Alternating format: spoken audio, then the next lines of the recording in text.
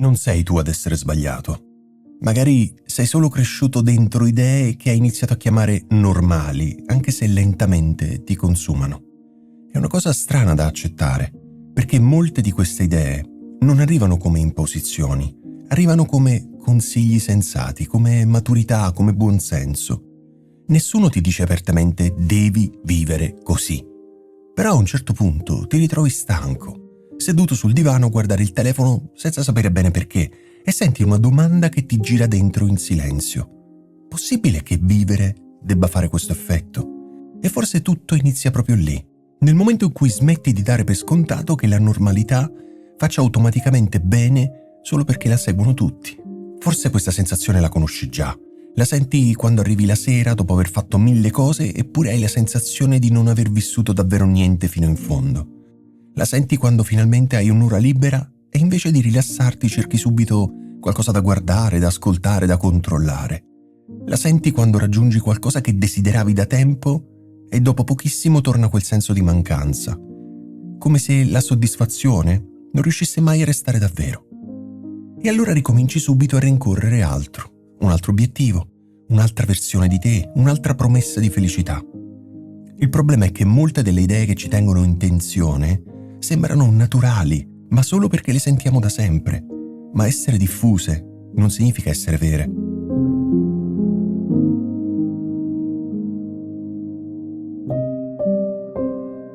La prima bugia è questa: se fai di più, vali di più. Nessuno te lo dice apertamente, però lo impari guardando il mondo. Chi è sempre occupato sembra una persona importante. Chi si ferma si sente invece in colpa. Una giornata piena sembra automaticamente una giornata riuscita. E allora inizi a misurarti attraverso quello che produci, quanto hai concluso, quanto hai risposto, quanto sei stato utile. Solo che lentamente succede una cosa pericolosa. Non riesci più a riposare davvero. Anche quando ti fermi senti una specie di tensione sotto la pelle, come se dovessi sfruttare meglio quel tempo, usarlo bene, renderlo più produttivo in qualche modo. E così anche il riposo smette di essere riposo. E questa è forse una delle cose più tristi. Puoi avere finalmente tempo libero e continuare comunque a sentirti in difetto.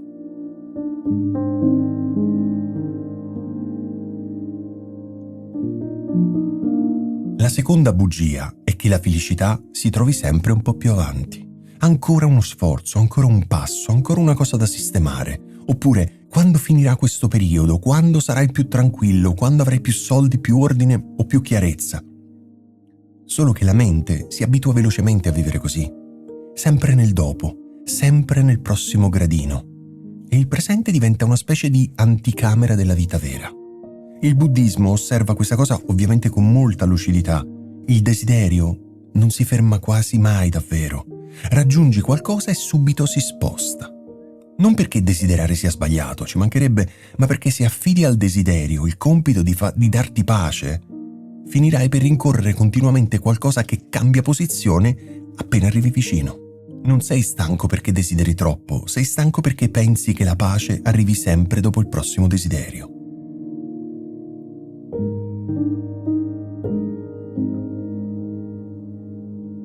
La terza bugia è quella che oggi sembra quasi una virtù. Devi migliorarti continuamente. Migliora il tuo corpo, migliora la tua produttività, migliora il tuo modo di comunicare, migliora la tua mente, migliora te stesso. E all'inizio sembra una cosa positiva, però c'è un problema. Inizi a vivere come se la versione attuale di te non bastasse mai, come se fossi sempre un lavoro incompleto da correggere. E allora la tua vita diventa un cantiere continuo. Il punto qui non è crescere è una cosa naturale.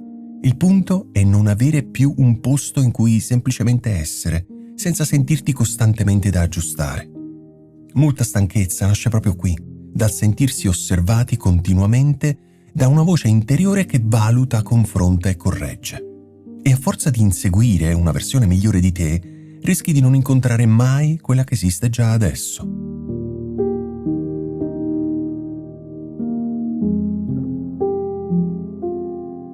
La quarta bugia dice che avere di più significhi vivere meglio. E non si tratta di demonizzare gli oggetti, ovviamente, le cose servono. Il problema arriva quando accumulare diventa automatico. Ogni oggetto chiede attenzione, chiede spazio, energia mentale, anche quando non ci pensi. quando le cose diventano troppe, senti una specie di rumore di fondo continuo. Gli armadi pieni, i cassetti pieni, le superfici piene, la testa piena. Il minimalismo vero, secondo me, non nasce dall'estetica, nasce da una domanda molto più concreta. Quante cose sto trascinando senza accorgermene? Perché a volte avere di più non ti fa sentire più ricco, ti fa sentire più occupato.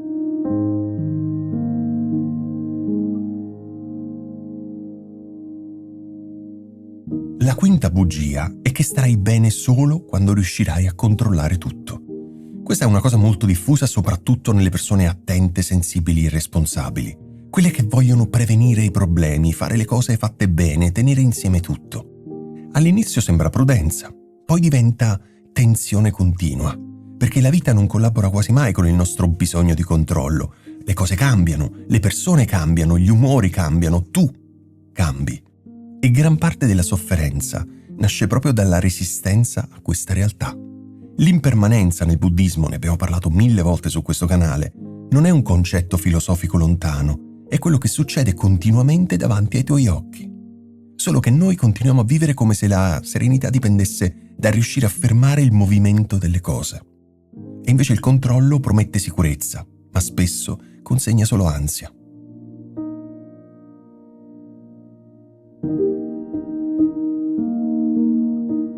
La sesta bugia è che il tempo libero serve a riempirti di stimoli.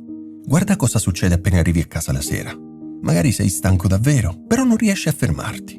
Apri il telefono, guardi qualcosa, poi qualcos'altro, poi ancora altro. Non perché ti interessi davvero tutto quello che stai guardando, ma perché il silenzio sembra quasi troppo vuoto. E allora lo copriamo continuamente. Solo che il cervello non riposa mentre viene bombardato da stimoli senza sosta. Il corpo magari è sul divano, ma l'attenzione continua a correre. E così nasce una stanchezza nuova, non quella di chi ha fatto troppo fisicamente, ma quella di chi non riesce mai a smettere di essere chiamato da qualcosa. Il riposo vero non è avere tempo libero, è avere uno spazio in cui niente ti afferra.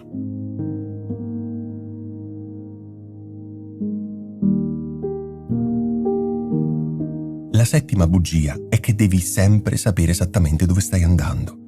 Obiettivi, strategie, direzioni precise. Tutto utile, certo, ma ci sono momenti della vita in cui non sai. E non sapere non significa per forza essere sbagliato. A volte significa semplicemente essere in un passaggio. Solo che abbiamo imparato a vivere l'incertezza come un problema da risolvere immediatamente. E così riempiamo subito il vuoto con decisioni affrettate, piani qualsiasi, direzioni prese solo per calmare l'ansia di non avere risposte. Invece certe trasformazioni vere iniziano proprio lì, nel momento in cui accetti di non capire ancora tutto. Ci vuole molto coraggio per restare in quello spazio senza scappare subito verso una soluzione.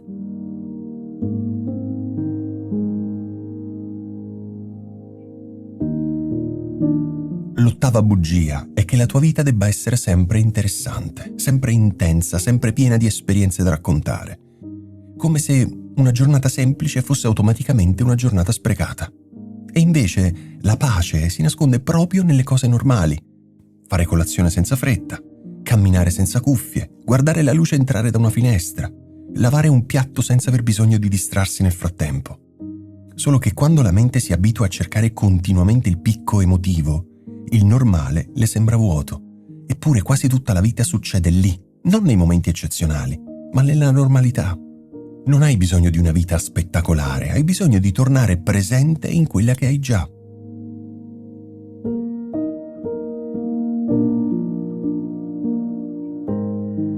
La nona bugia, forse quella più profonda.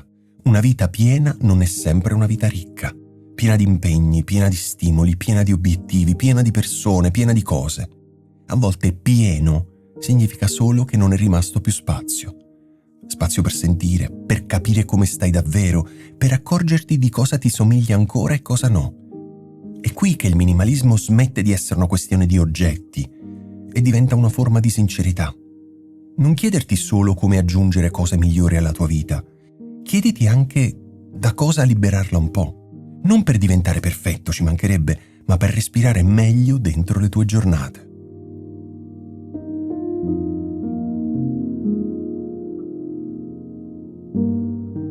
Forse, mentre ascoltavi queste 9 bugie, non hai sentito niente di completamente nuovo. Ed è normale. Molte di queste cose le sappiamo già in fondo, le sentiamo, però raramente ci fermiamo abbastanza da guardarle davvero tutte insieme. La vita non ci svuota soltanto attraverso il troppo lavoro o il troppo rumore, ci svuota anche attraverso le sue promesse. Quelle che ci fanno credere che per stare bene dobbiamo sempre aggiungere qualcosa, un acquisto, una competenza, un obiettivo, una versione migliore di noi stessi.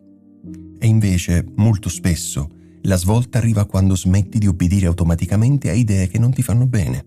Forse non hai bisogno di riempire meglio le tue giornate, forse hai bisogno di lasciare andare qualcosa. Non credo tu debba diventare una persona migliore prima di meritarti un po' di pace. Forse puoi partire proprio da qui, da questa stanchezza, da questa confusione, da questo momento preciso, senza trasformarlo subito in un problema da risolvere. Perché certe bugie non spariscono con una rivoluzione improvvisa, si sciolgono lentamente quando smetti di ripeterle dentro di te. E magari per oggi può bastare questo, riconoscerne almeno una, guardarla bene e lasciarla andare piano. Se senti che queste riflessioni ti aiutano a rallentare un po' e a guardare la tua vita con un po' più di lucidità, puoi iscriverti al canale. Qui non cerchiamo risposte perfette, cerchiamo solo un modo più vero di restare presenti dentro quello che viviamo. Grazie.